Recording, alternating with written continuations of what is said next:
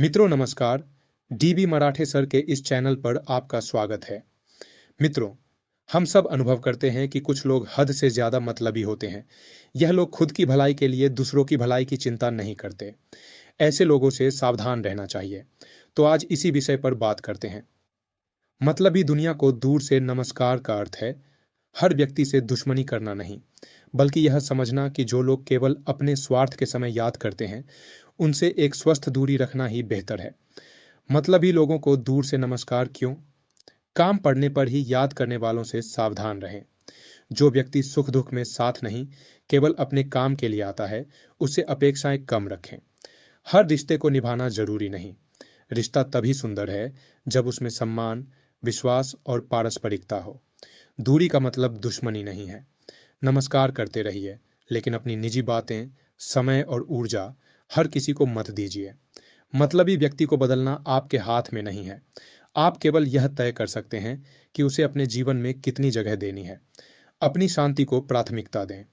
कभी कभी किसी से दूर रहना ही अपने मानसिक सुकून और आत्मसम्मान की रक्षा करना होता है। युवाओं के लिए संदेश: हर किसी को खुश करने की कोशिश मत करो। अच्छे लोगों को दिल में रखो, मतलबी लोगों को अनुभव में रखो, और जरूरत पड़ने पर उन्हें दूर से ही नमस्कार करो। मतलबी लोगों को पहचानने के लिए उनकी बातों से ज्यादा उनके व्यवहार को देखना चाहिए। एक दो घटनाओं से किसी को मतलबी मान लेना ठीक नहीं, लेकिन अगर एक ही पैटर्न बार बार दिखाई दे तो सावधान होना चाहिए।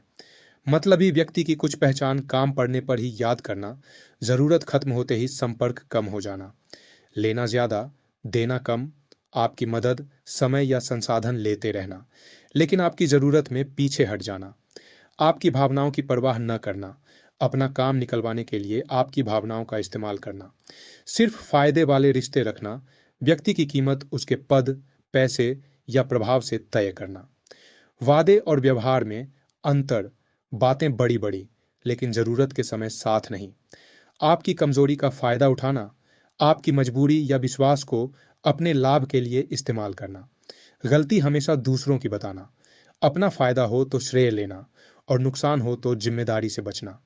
लेकिन सावधान, हर व्यस्त या कम मदद करने वाला व्यक्ति मतलबी नहीं होता। किसी व्यक्ति को पहचानने के लिए उसके व्यवहार को समय के साथ देखिए। युवा वर्ग के लिए संदेश: लोगों पर शक करना मत सीखो, लोगों को परखना सीखो। भरोसा करो, लेकिन आंखें बंद करके नहीं। अच्छे लोगों को अपने पास रखो और स्वार्थी लोगों से सम्मानपूर्वक दूरी रखो। परिवार में भी स्वार्थी व्यवहार करने वाले लोग हो सकते हैं। परिवार का रिश्ता होने से यह गारंटी नहीं हो जाती कि हर व्यक्ति हमेशा निस्वार्थ रहेगा। लेकिन यहाँ एक महत्वपूर्ण अंतर है। कभी कभी अपनी जरूरतों और हितों को प्राथमिकता देना स्वाभाविक है। समस्या तब है जब कोई बार बार केवल अपने फायदे के लिए परिवार के दूसरे सदस्यों का इस्तेमाल करे। संपत्ति, पैसा, जिम्मेदारियों, देखभाल या निर्णयों को लेकर स्वार्थ सामने आ सकता है। ऐसे व्यवहार से परिवार में अविश्वास, तनाव और भावनात्मक दूरी पैदा हो सकती है। ऐसे परिवार के सदस्य से क्या करें? रिश्ता तोड़ना पहला उपाय नहीं होना चाहिए।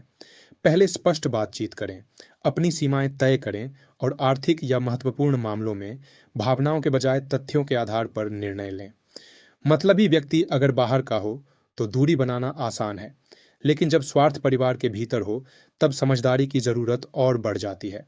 रिश्ते का सम्मान रखिए, लेकिन अपने आत्मसम्मान और अधिकारों की कीमत पर नहीं। मतलबी लोग कब हानिकारक होते हैं?